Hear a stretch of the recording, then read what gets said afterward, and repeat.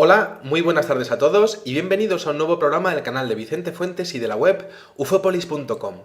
Hoy vamos a hablar de la figura de la serpiente, del dragón, una figura presente en una grandísima cantidad de culturas ancestrales como un personaje central de su mitología.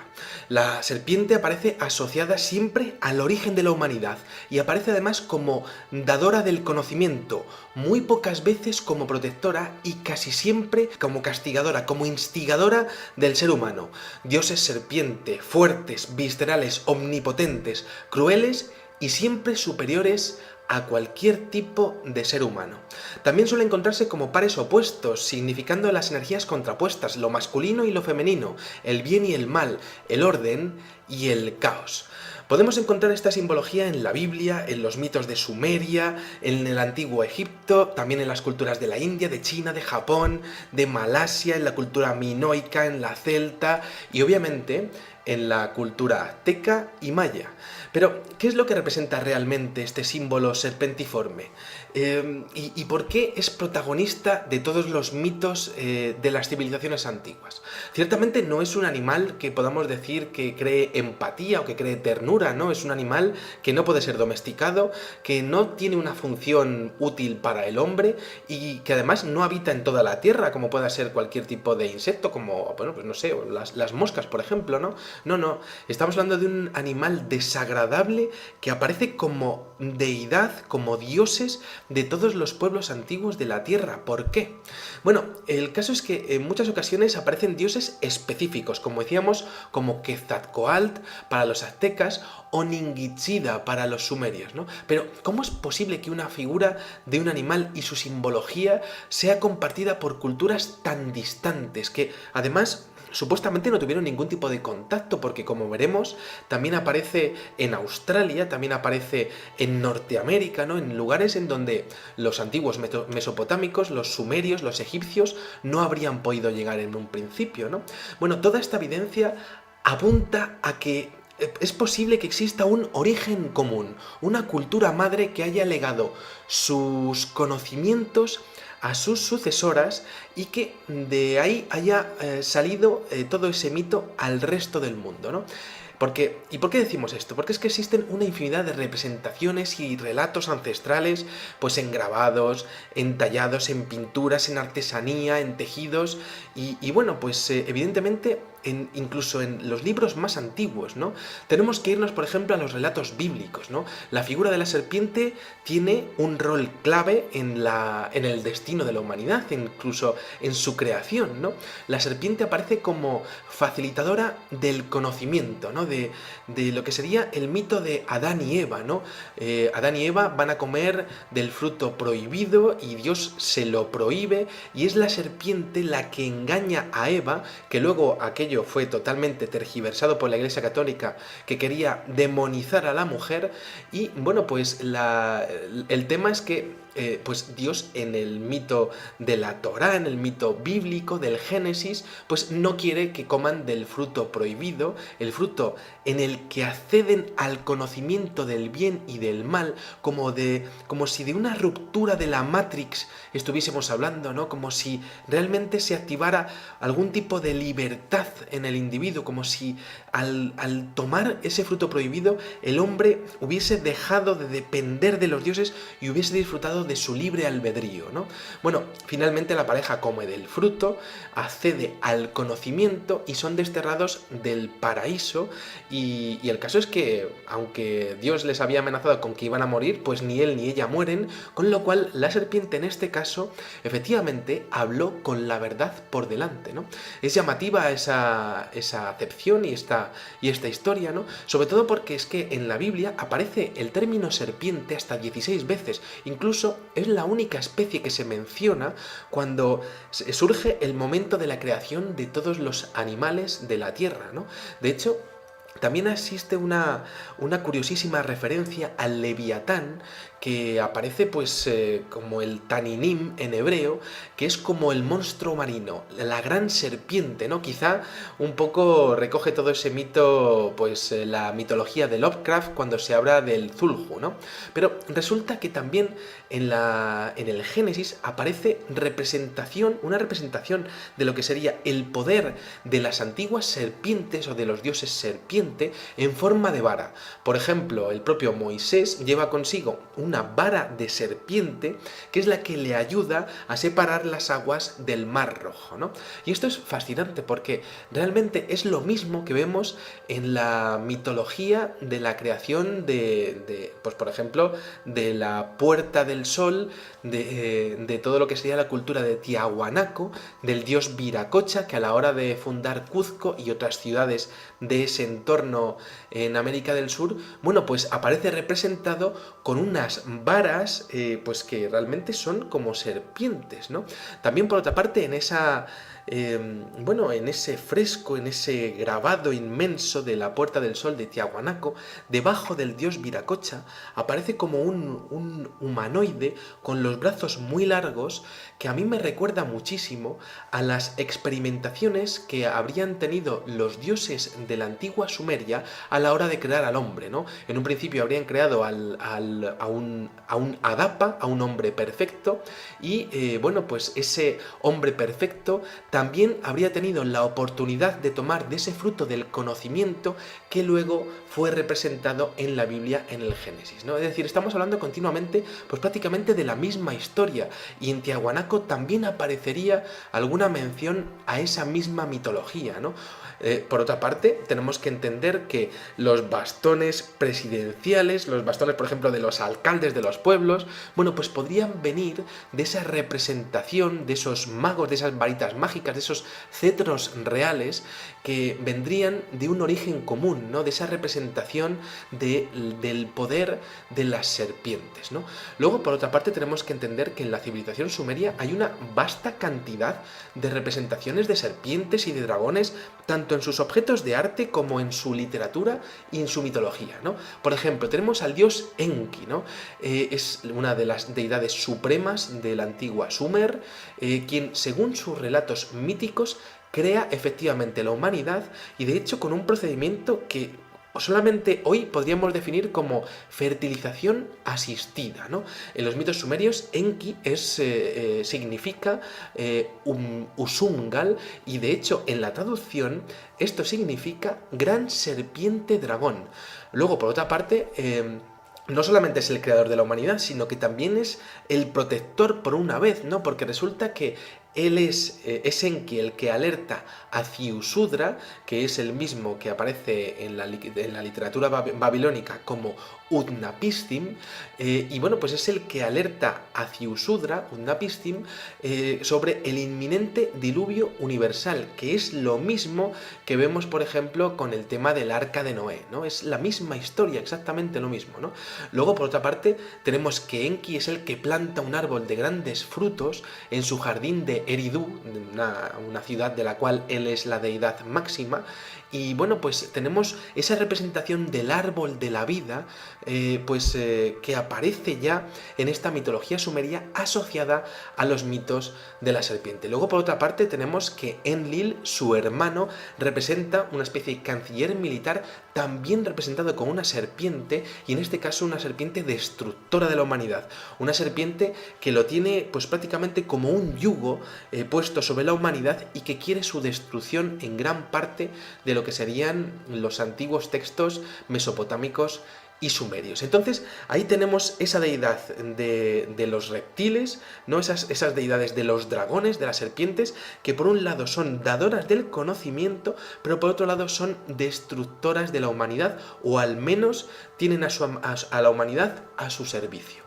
Bueno, por otra parte, es coincidente el hecho de que Ningishida, otro hijo de Enki, pues resulta que este dios, que era el dios de la vegetación y de las plantas medicinales, aparece representado como el señor del árbol de la vida, y de hecho en los frescos encontrados, por ejemplo, en la ciudad de Nínive, lo encontramos con una representación mitad humano y mitad serpiente, igual que aparece en el templo de Dendera, como si fuese una transformación entre un una serpiente y un ser humano, dando pie a la especulación de que posiblemente estos dioses antiguos fuesen capaces, pues, de transformarse en un ser humano, ¿no? Tal y como lo conocemos a día de hoy.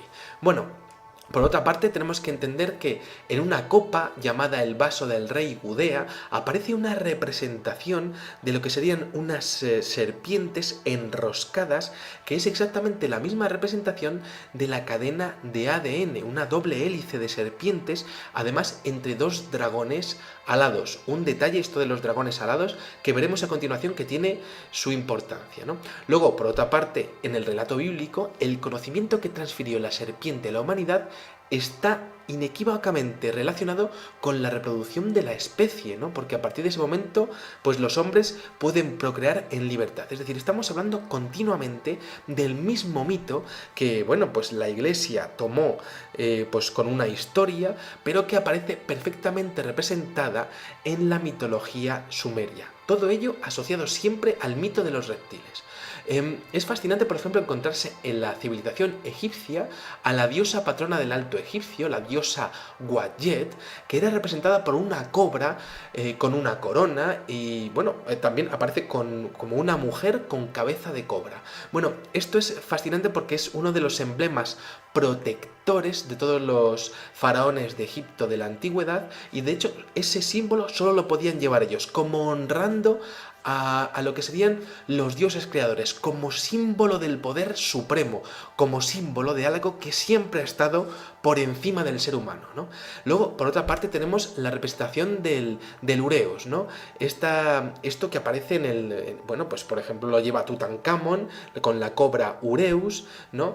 Y de hecho esto aparece en contraposición con el dios Apophis, el dios Apep, que representaba en la mitología sumeria a las fuerzas maléficas que habitan el Duat y las tinieblas. Bueno, esto es increíble porque el dios Apophis, que por cierto hay un meteorito que podría impactar con la Tierra en el año 2034 del mismo nombre, esperemos que no nos dé, hay muy pocas posibilidades de que llegue a impactar con la Tierra en el año 2034, bueno, pues es que resulta que este dios Apophis era una serpiente gigantesca, indestructible y además poderosa. Su función era interrumpir el recorrido nocturno de la barca solar pilotada por Ra, y esto evidentemente para que bueno, pues para evitar que se consiguiera alcanzar el nuevo día, es decir, sumir a la humanidad en las tinieblas y así romper la Ma'at, es decir, el orden cósmico. Es decir, estamos hablando de que el dios Apophis sería casi la representación del dios Enlil, que aparece como destructor de la humanidad, rompiendo el orden cósmico, el orden de la reproducción de la especie, el orden del devenir del ser humano. Por el contrario, tenemos la diosa Men, la que se enrosca, una de las deidades también con aspecto de serpiente, que a pesar de su aspecto aterrador, en este caso se le consideraba un espíritu benévolo, que además era protector de esta barca sagrada solar del dios Ra. Bueno, es increíble porque en Mesoamérica tenemos las tradiciones de la cultura azteca, de la cultura, por ejemplo, de los toltecas, y todos ellos tienen a una serpiente emplumada como dios absoluto. Tenemos que los aztecas tenían y veneraban a Kukulcán, que significa serpiente emplumada, y los mayas tenían a Quetzalcóatl, que también significa serpiente emplumada, o dios serpiente con plumas, ¿no? Es increíble porque estos dioses querían, necesitaban y de hecho bueno, pues casi imponían lo que serían los sacrificios humanos, cosa que también aparece en la mitología sumeria, como si estuviesen deseosas esas entidades de la fuerza, de lo que sería la impregnación en el tejido espacio-tiempo, del drama que supone pues un sacrificio humano, o quizá de lo que serían las sustancias químicas que se producirían a la hora de ser sacrificado, ¿no? Ese subidón de adrenalina que hemos hablado en algunas ocasiones, que podría ser pues bastante apreciado por estas deidades con forma de serpiente de la antigüedad, ¿no? Luego, por otra parte, tenemos que en la antigua India tenemos la representación de la energía Kundalini en los chakras, y luego, por supuesto, la tribu de los Dogon en Mali, que también tiene a esa deidad, una serpiente emplumada.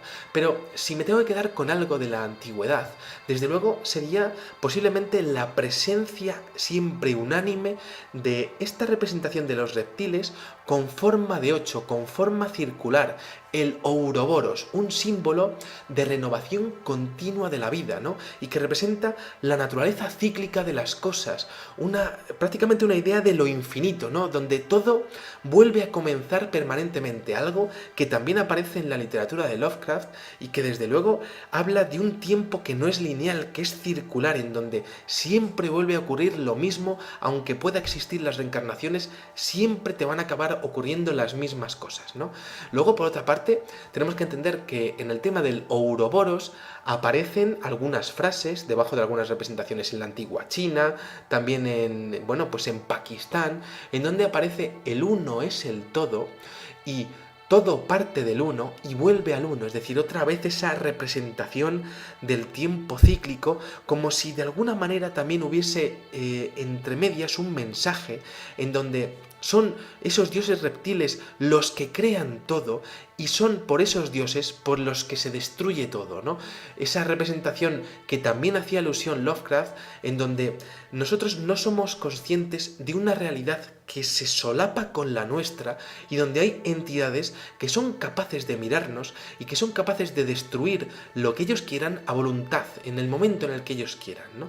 Luego, por otra parte, tenemos que entender que, aparece en algunas culturas pues figuras como el Aidofedo, ¿no? Esto aparece en los pueblos fenicios, en la religión hindú, en algunas religiones africanas y son descritas como serpientes que se muerden la cola, ¿no?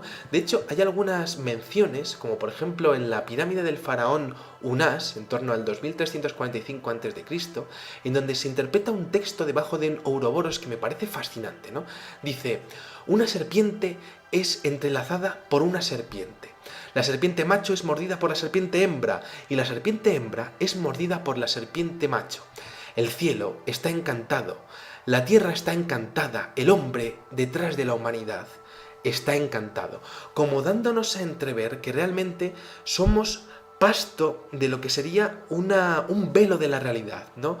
Que estaríamos casi a merced de esas serpientes que estarían comiéndose unas a otras, que estarían comiéndonos en el momento en el que ellas quisieran, ¿no? Que estarían creándonos en el momento en el que ellas quisieran, como creadores fueron de la humanidad.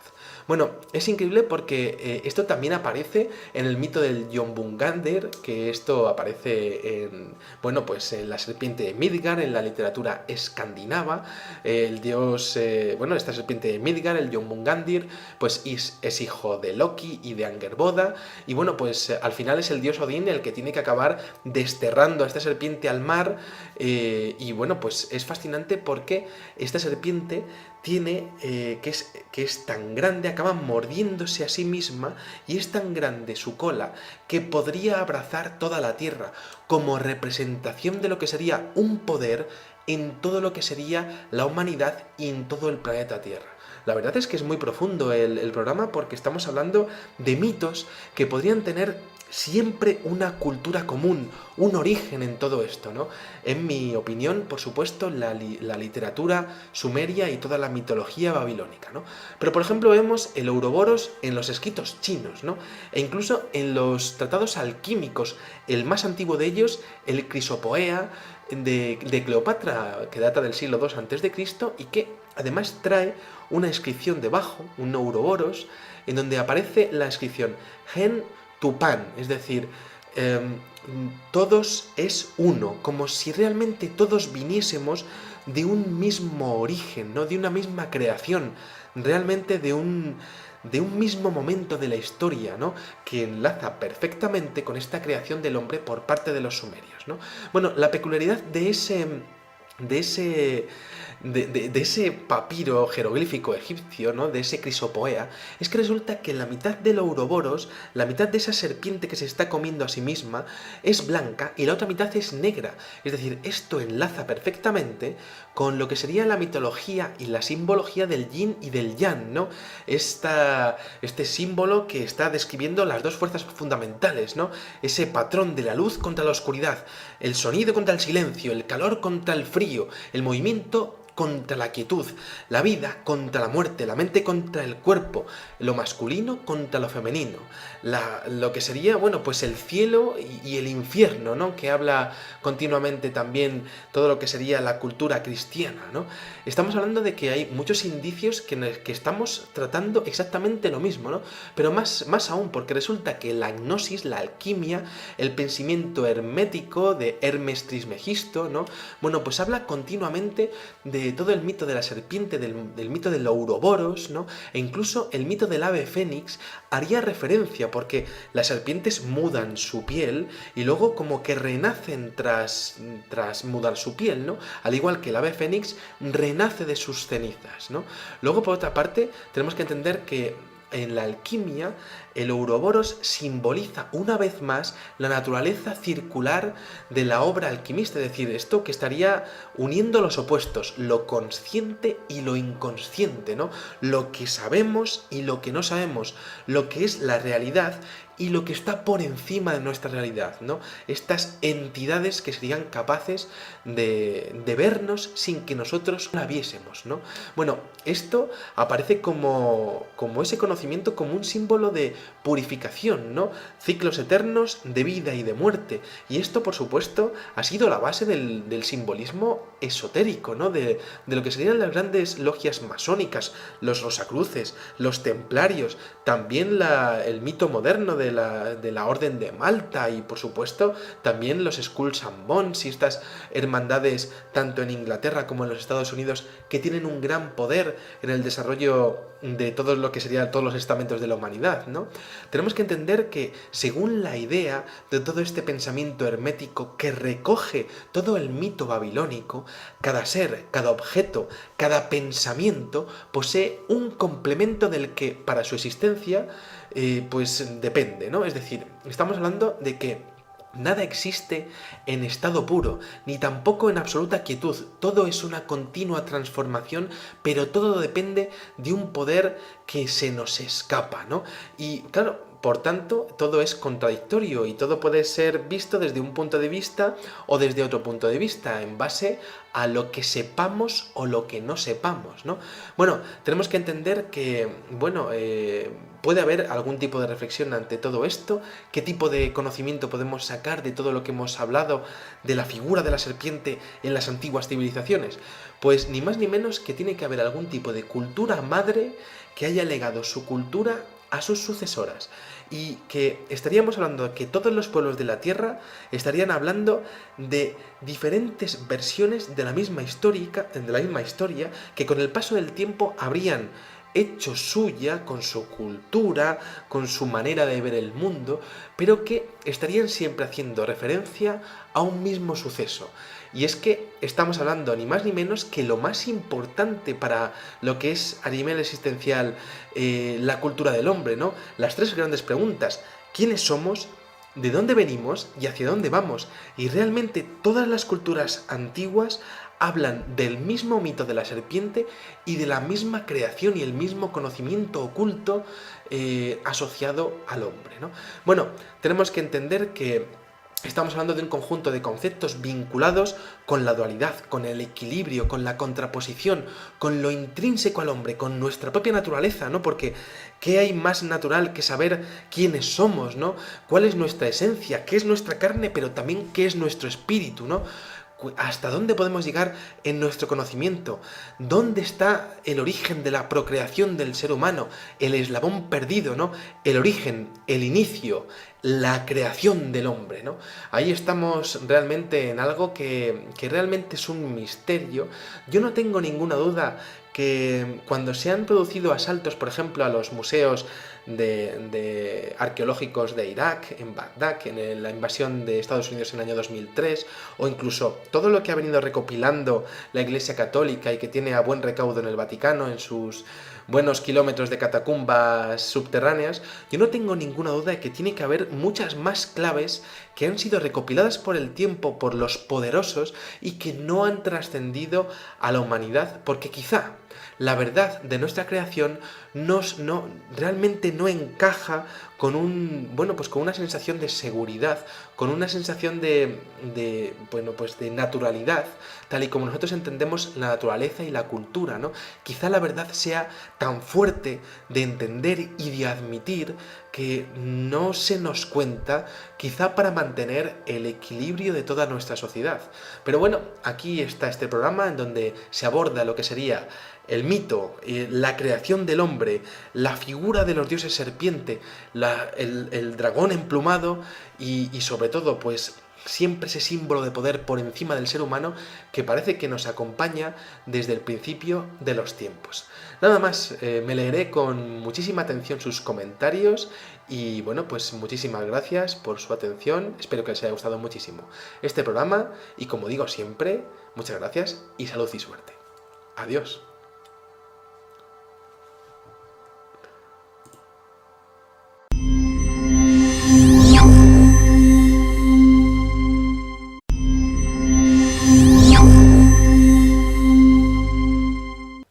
Hola, muy buenas tardes a todos y bienvenidos a un nuevo programa del canal de Vicente Fuentes y de la web ufopolis.com.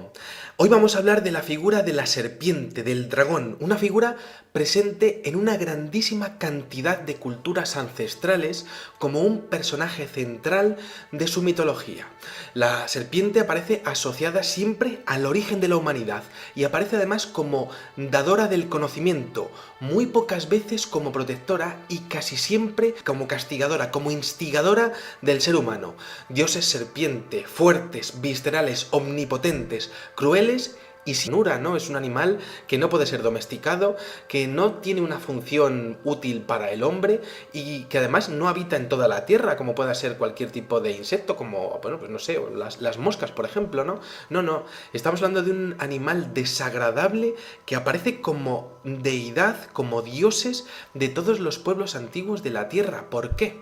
Bueno, el caso es que en muchas ocasiones aparecen dioses específicos, como decíamos, como Quetzalcóatl para los aztecas, o Ningishida para los sumerios, ¿no? Pero, ¿cómo es posible que una figura de un animal y su simbología sea compartida por culturas tan distantes, que además supuestamente no tuvieron ningún tipo de contacto, siempre superiores a cualquier tipo de ser humano?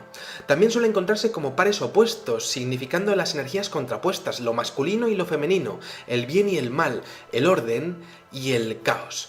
Podemos encontrar esta simbología en la Biblia, en los mitos de Sumeria, en el antiguo Egipto, también en las culturas de la India, de China, de Japón, de Malasia, en la cultura minoica, en la celta y obviamente en la cultura azteca y maya. Pero, ¿qué es lo que representa realmente este símbolo serpentiforme?